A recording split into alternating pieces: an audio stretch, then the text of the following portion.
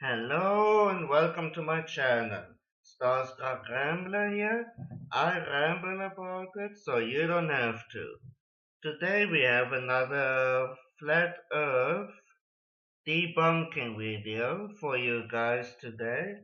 And yeah, this guy here, D Marble, yeah, he's a flat earther and we're going to debunk one of his videos. Yeah, we're gonna go through it a bit. Hello, my name is Daryl, and I'm a realist, also known as a flat earther. The basic understanding of flat earth comes from knowledge, and we know two things for sure, that the earth is flat and the earth is stationary. We know that the earth is flat because most of the surface of the earth is covered in water, that water always seeks and finds its level, and that water, while contained and at rest, always has a surface that is completely flat. Okay, first of all, yes, water does find its level, yes, but you have to remember that the Earth has a mass of six sextillion tons, which is a hell of a lot. Okay, and in small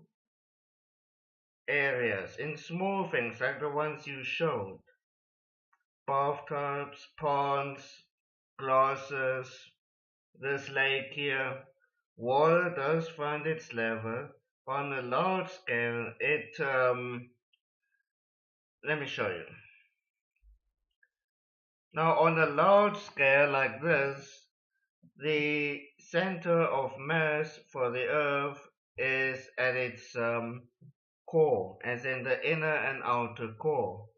So basically, water automatically um, is drawn into low-lying areas by gravity, which is why rivers, for example, always flow downhill because of gravity. They never flow uphill, they flow downhill because of gravity, and the oceans are basically the lowest points on the earth. And that is why water, as in the ocean water, is in the low-lying areas. Okay. We know that the earth is Oh, and of course you have to, stationary based on our data. and of course you have to pull in that quote. Yeah, that's not even a complete quote from Albert Einstein. Of course, you have to do the quote mining. I have the full quote here in front of me. Now, this quote was from the Kyoto Address from December 14, 1922, and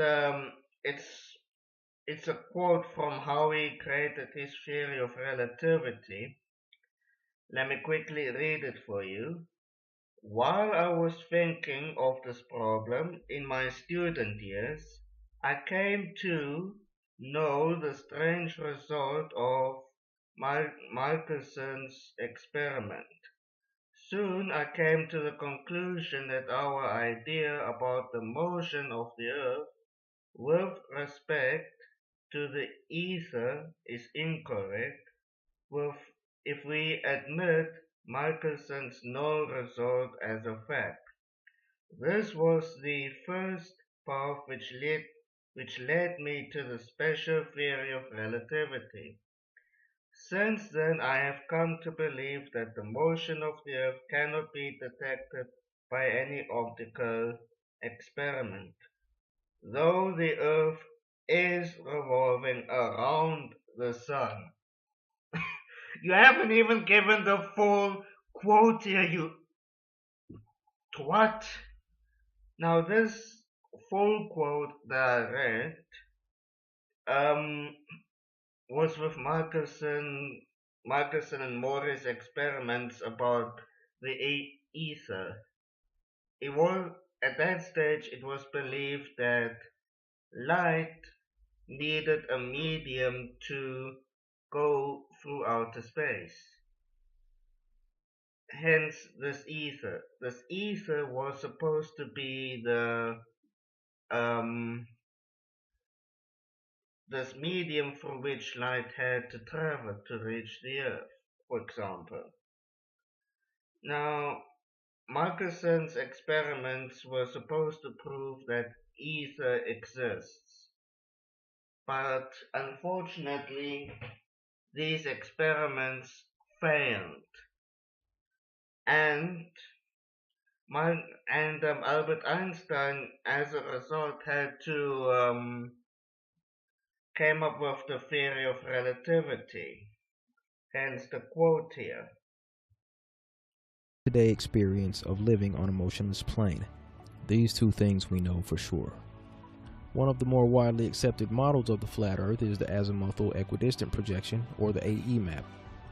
One of my go-to examples for how this all works was a model that Rob Skeeble put together showing the sun and moon making a clockwise circuit over the face of the AE map. Okay, with this flat Earth model, it is absolute bonkers. Okay, it's absolute nonsense. There's so much wrong with the flat Earth model that it it can't be used at all. Like at all. For example, cool in the channel Cool Hard Logic, they actually brought this up as well. Um, Flights from Australia to South Africa take the shortest route. On the globe, that would be roughly over here. Okay. Now, however, as you can see, if planes were to take this route over here, it would cover about 26,000 kilometers.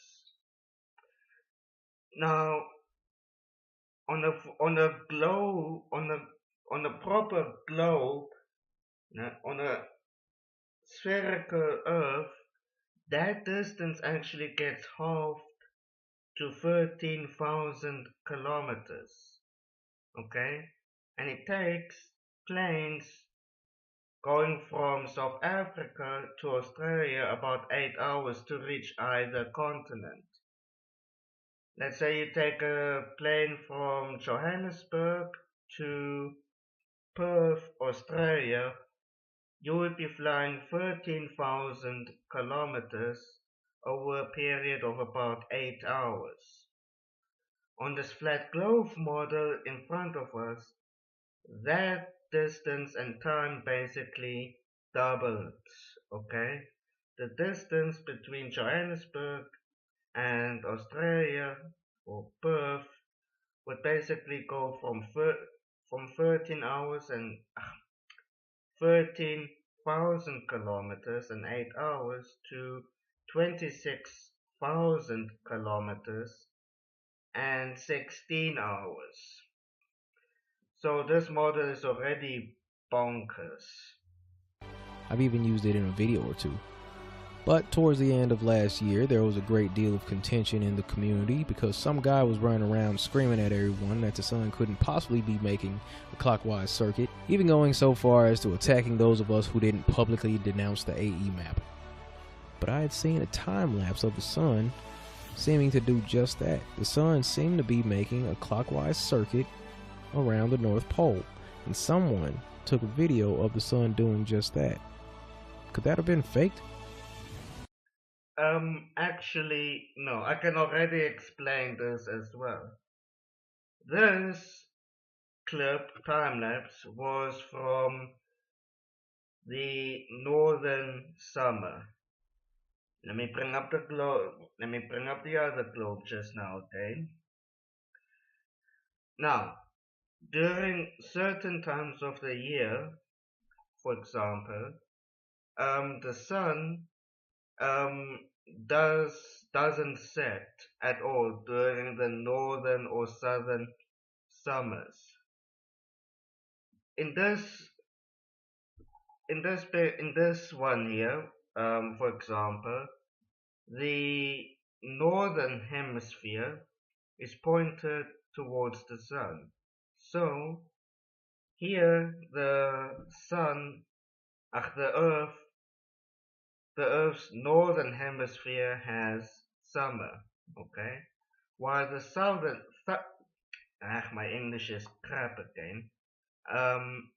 The northern hemisphere has summer, while the southern hemisphere has winter. At the Arctic Circle, where that video was taken over here, the sun doesn't set for several months of the year. Yeah, for about a month or two, the sun doesn't set in this area. Hence, you could take these time-lapse videos of the sun not setting at all for like a month or two. While in the southern hemisphere, you have basically 24-hour nighttime below the Antarctic Circle. You basically have 24-hour nighttime. While above the Arctic Circle, you'll have 24-hour daytime, okay? The sun doesn't set during these times of year. Sorry for my bad English right now. But yeah, the same goes for the southern hemisphere.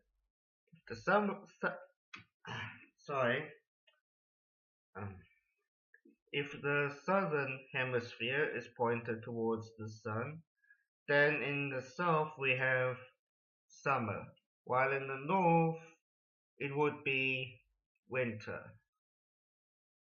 Then the same would go for the South Pole.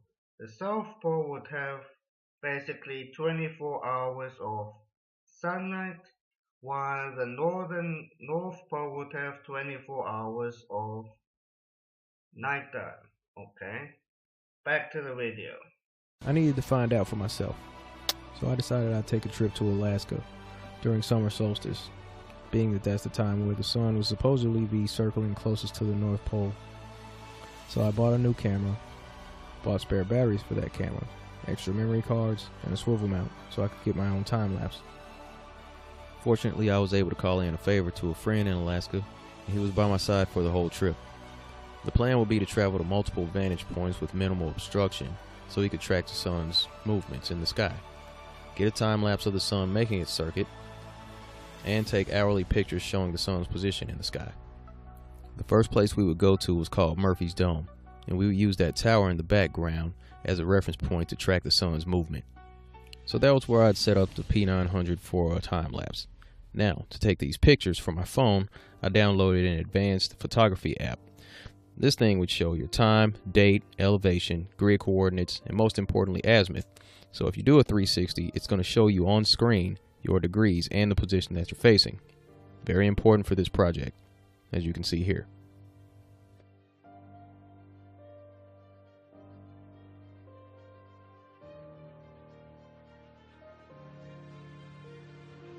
So here's what we got from the first site. Again, using that tower as a starting point, we watched the sun go almost out of our view and then kind of slingshot back around, coming up that hill and going back into the sky, starting a new day. There were points where I had to adjust the camera upward because the sun wasn't traveling right along the horizon where I could do a constant 360 at a level angle.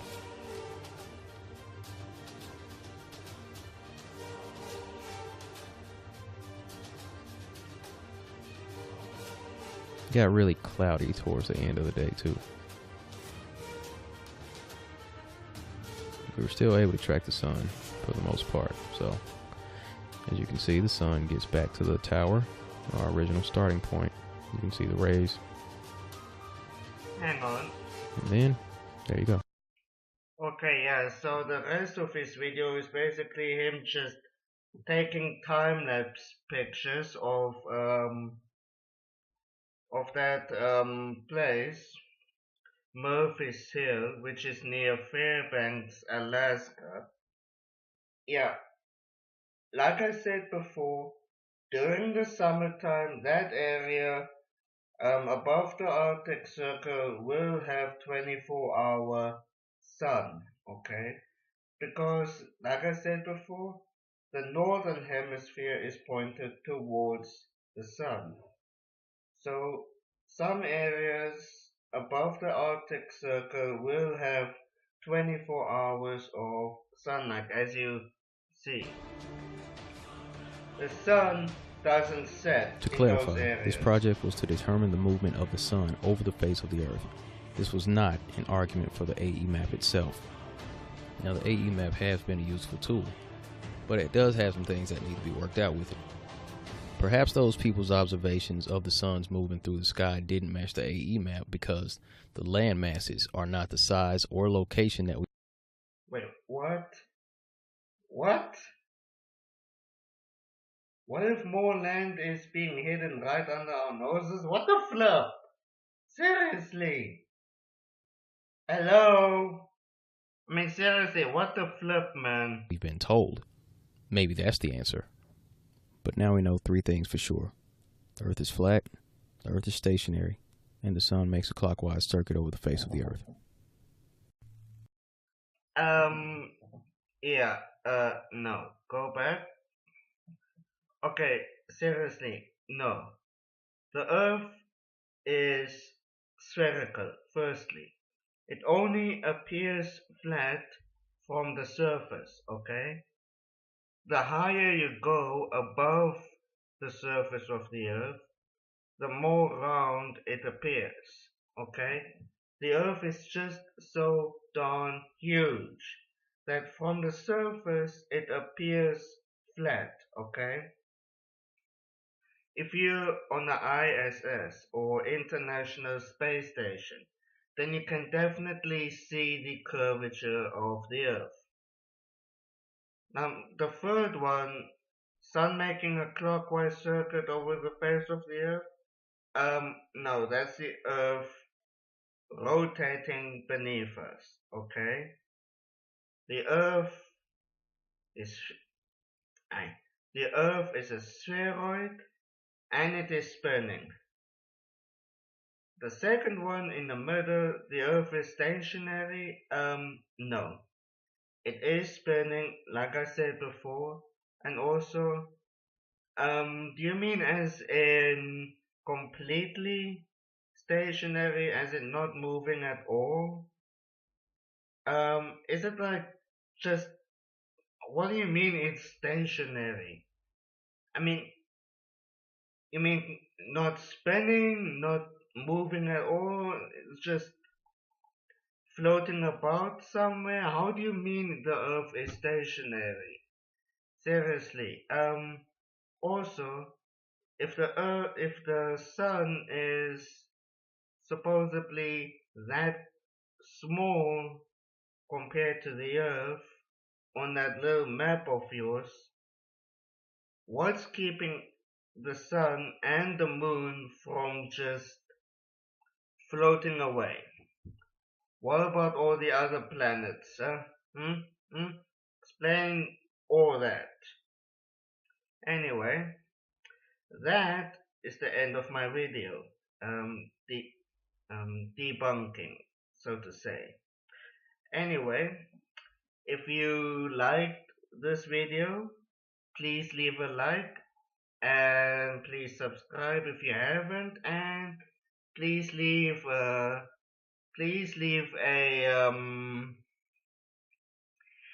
comment down below so I can know what's going on, what your thoughts are about this.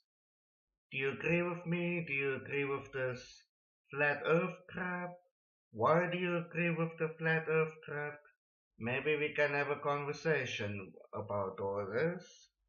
And yeah, I guess that's about it for my video today. Bye!